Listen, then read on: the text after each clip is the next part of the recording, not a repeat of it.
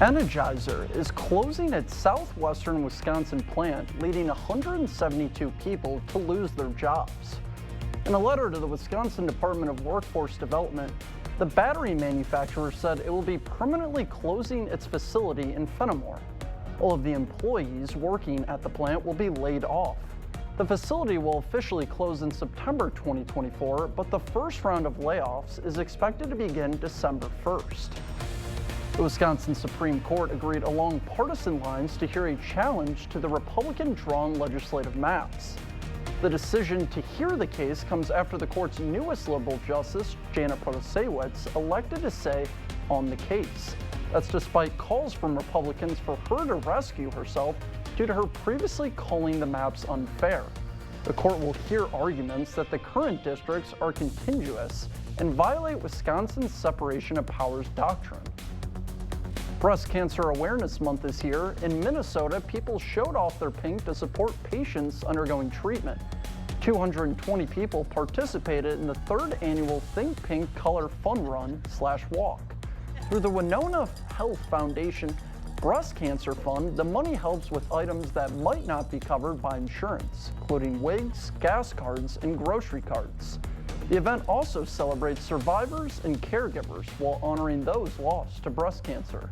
Winona Health Foundation Community Engagement Manager Catrice Sassone described what the biggest takeaway is.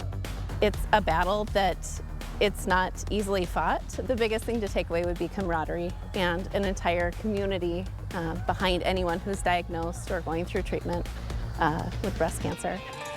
The race might be over, but people can still donate to the Breast Cancer Patient Care Fund through the Winona Health Foundation. We have a link attached to our article about the event on news8000.com. Enjoying a beer to promote the arts. That was a scene at Dash Park in Onalaska, where the Onalaska Art Keepers hosted their annual Pumpkin and a Pint Festival. The festival was free to attend, but $10 got festgoers a pumpkin to paint and a pint of their favorite beverage. The event also featured an art auction, crafts, face painting, games, and live music. News 8 spoke with Art Keepers President Dan Stevens to find out what the event brings to the Onalaska community. We've got games for small kids, we've got crafts for people older. We got adults that just come down and have fun, and they don't even have kids. So this is really it's good for families, it's good for young kids, it's good for adults. It's just a nice time all around.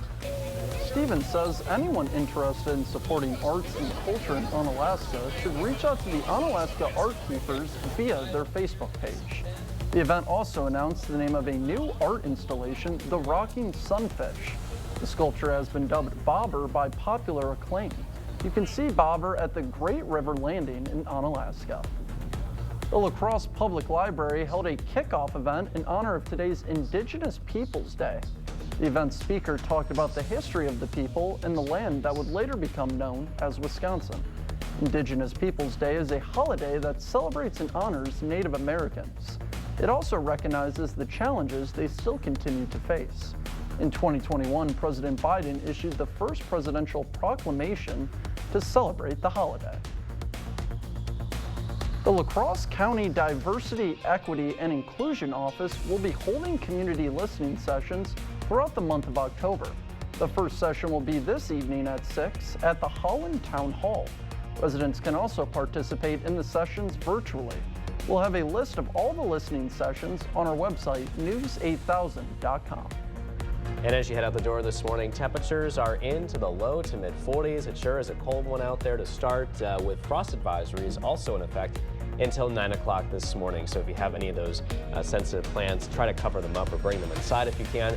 The rest of the day we warm up into the 50s, and that's about it here for our temperatures. That's about as warm as we'll get. Partly cloudy skies. Similar conditions for the day tomorrow as well. Brief warm up on Wednesday, and then we're talking about good chances of rain showers on Thursday and Friday with those highs into the 50s throughout the rest of this week.